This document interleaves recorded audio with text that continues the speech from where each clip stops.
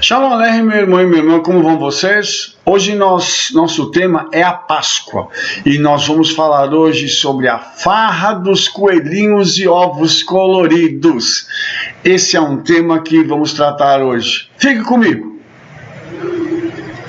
Antes disso, eu só gostaria de falar um pouco para você sobre o nosso livro Festas Pagãs na Igreja, que aborda aspectos da Páscoa que não serão abordados aqui.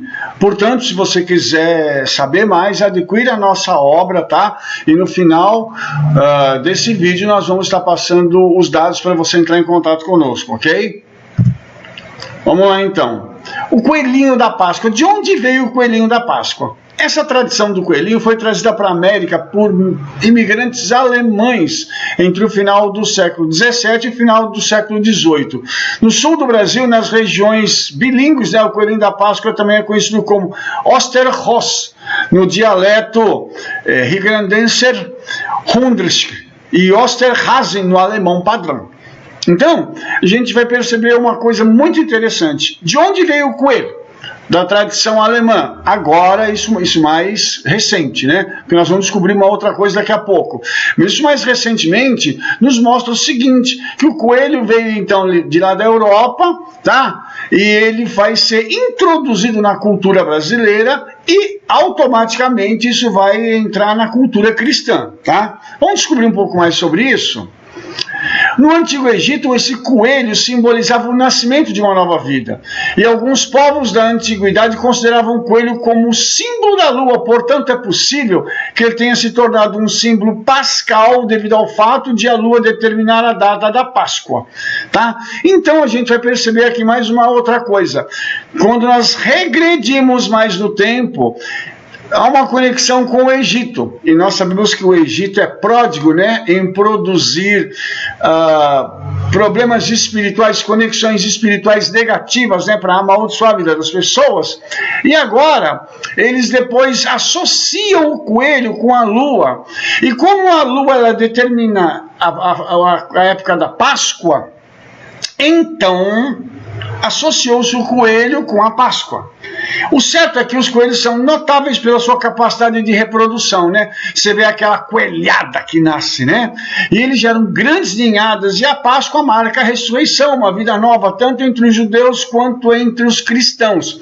Então é feita uma associação do coelho agora com essas ninhadas grandes com uma nova vida, como se fosse uma ressurreição. Algo que é feito de uma forma, digamos assim, ilegítima, mas no paganismo está valendo tudo, né, irmãos? Existe também uma lenda de uma mulher pobre que coloriu alguns ovos de galinhos e escondeu para dar-os a seus filhos como presentes da Páscoa. Quando as crianças descobriram os ovos, um coelho passou correndo. Espalhou-se então o boato, uma história de que o coelho é que havia trazido os ovos. Desde então, as crianças sempre acreditaram no coelhinho da Páscoa, a história que os seus pais contavam para eles. O coelhinho da Páscoa é a principal atração entre as crianças. Amados, veja que uma história na antiguidade de algo que aconteceu vai se tornar agora o padrão para a lenda da Páscoa. E isso passou a vigorar e as pessoas acreditarem agora que o coelho é que traz o ovo. E depois, né, fica implícito para a criança do seguinte: peraí, se o coelho traz o ovo é porque o coelho bota ovo. Então quer dizer que o coelho também bota ovo. E isso vai criar uma confusão na criança, na mente dela, no momento em que ela vai descobrir a verdade. A princípio a criança acredita em tudo e ela vai fazendo as associações de forma automática.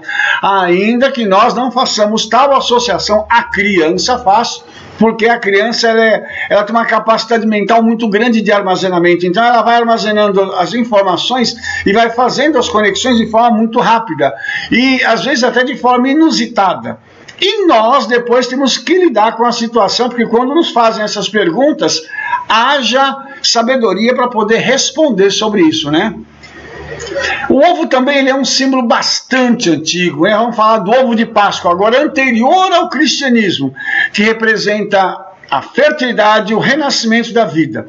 Então, muitos séculos antes do Messias, A troca de ovos do equinócio da primavera era o costume que celebrava o fim do inverno e o início da primavera. Então nós estamos falando aqui de um costume europeu, do hemisfério norte. E nós temos o hemisfério sul. Então você vai ver que tudo isso veio da Europa, tá? E você vai perceber também que muito antes do cristianismo nascer, o ovo já tinha uma tradição ligada a isso aí. Só que depois isso foi cristianizado, tá? O ovo também, ele era ligado à colheita. Então, para ter uma boa colheita, os agricultores enterravam os ovos nas suas terras de cultivo. O que nos faz, então, entender que quando o agricultor enterrava os ovos, ele tinha uma boa colheita. Se ele não enterrasse, a colheita dele não seria muito boa e ele não poderia, então, sustentar sua família. Então, essa é mais uma tradição que vem arraigada de lá da Europa para poder ser conectada com a Páscoa e também fazer com que o cristianismo depois viesse a adotar isso, ok? Na continuidade, quando a Páscoa cristã ela começa a ser celebrada, a cultura pagã do festejo da primavera foi integrada na Semana Santa. E nós estamos falando aqui do catolicismo, tá? E depois, com Martinho Lutero, isso vem para o protestantismo. Então, os cristãos, já no catolicismo, eles passaram a ver no ovo um símbolo da ressurreição de Cristo. O ovo de chocolate e os ovos de Páscoa são uma tradição milenar, passaram a ser relacionados ao cristianismo. Então, olha só que coisa incrível, tá? Algo que começou lá atrás na Europa, vem se arrastando, vem se perpetuando, vem se sedimentando na cultura cristã, para fazer com que as pessoas acreditassem nisso. E hoje é simplesmente normalíssimo fazer isso. E as pessoas até acham ruim quando você conecta isso ao paganismo, tá? Então, eles costumavam pegar e pintar um ovo oco de galinha com cores bem alegres, tá? Pois a Páscoa é uma data festiva que comemora a ressurreição de Yeshua, sendo o ovo, então, um símbolo do nascimento, tá? Os outros povos, como os gregos e os egípcios, também coloriam ovos de galinha oco, porém em data diferente. Então, você vai perceber mais uma vez aqui conexões aí com outros povos, conexões pagãs que estão agora sendo trazidas para o cristianismo, que vão prejudicar grandemente a vida dos cristãos, e eu vou falar um pouco disso mais adiante, mas você vai perceber o quanto o paganismo entrou na tradição cristã e até hoje está acabando com a vida das pessoas. Colorir e decorar ovos é um costume também bastante praticado no Oriente. Nos países da Europa do Leste, né, a Europa Oriental, os ortodoxos tornaram grandes especialistas em transformar ovos em obras de arte. Da Rússia à Grécia, os ortodoxos costumam pintar os ovos de vermelho. Nós estamos falando da Igreja Católica Ortodoxa Russa e da Igreja Católica Ortodoxa Grega. Tá? Então nós estamos falando deles, que, como isso já estava imbuído dentro da tradição católica, eles então faziam isso e fazem até hoje de uma forma assim muito linda. Isso se transforma em obras de arte.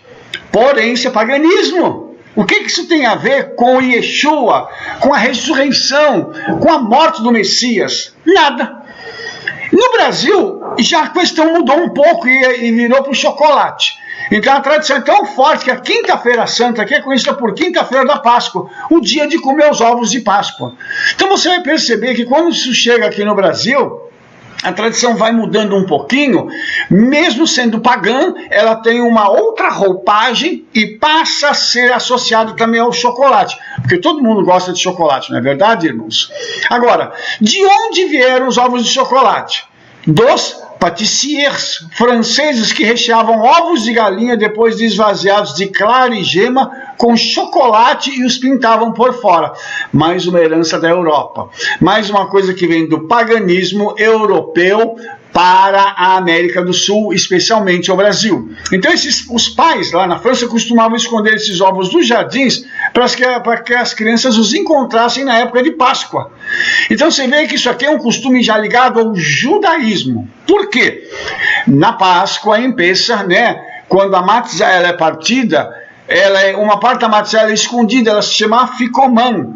E esse aficomã as crianças procuram para poder encontrá-lo e receber um prêmio ao encontrar o aficomã. Então você percebe que tem um pouco da tradição judaica que foi paganizada e apresentada de uma forma um pouco diferente. Então, com a evolução lá no século XIX, com as tecnologias melhorando, não precisaram mais pegar o ovo da galinha e pintar ele e colocar o chocolate dentro. Agora, com as tecnologias, apareceram as formas e os ovos de chocolate são utilizados até o dia de hoje para a galera poder se encher de ovo de chocolate e participar de uma festa pagã. Quais são as implicações espirituais? Misericórdia. Primeiro, uma conexão com a sexualidade e a fertilidade. Aí, irmãos, nós vamos entender por que as crianças dos crentes, os filhos dos crentes e até dos incrédulos, eles são iniciados na área sexual, na sexualidade muito cedo. Porque isso dá abertura para os demônios poderem atuar nisso. Ok? Então, quando o paganismo é introduzido na nossa vida, ele abre brechas para os demônios poderem entrar. Mas aí também tem outra coisa, mais uma mentira, a relação do ovo com a ressurreição. Então, o que a gente entende disso? Que quando uma criança descobre que o ovo de Páscoa e o coelhinho de Páscoa não tem nada a ver com a Bíblia, com Yeshua, com a morte dele, com a ressurreição, se o ovo de Páscoa e o coelhinho são uma mentira, o restante também é.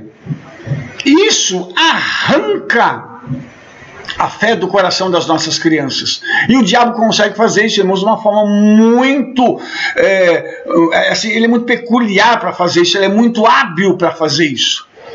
E depois tem a mistura do paganismo com as escrituras, permitindo que o paganismo entre nas nossas vidas e contrarie as escrituras e mesmo assim seja relevado no nosso meio. Ou seja, as pessoas aceitam isso de forma normal, sem questionarem isso. Elas vão lá, compram os seus ovos, compram os seus coelhinhos, dão para criança, para namorado, para marido, para mulher, e ninguém questiona nada. Simplesmente vão e fazem isso, e não tem base bíblica nenhuma, não tem apoio nas escrituras, mas se faz isso de forma muito natural. Então nós temos os prejuízos. Quais são os prejuízos espirituais? Primeiro, a abertura para a ação demoníaca na vida das pessoas. Eu falei das crianças, mas isso no adulto vai acontecer na vida de qualquer um. Toda vez que nós atuamos e desobedecemos uma mitzvah, um mandamento, e obedecemos alguma coisa ligada ao paganismo, os demônios vêm e têm uma abertura, uma que nós chamamos de brecha, para entrar na vida da pessoa e poder atuar.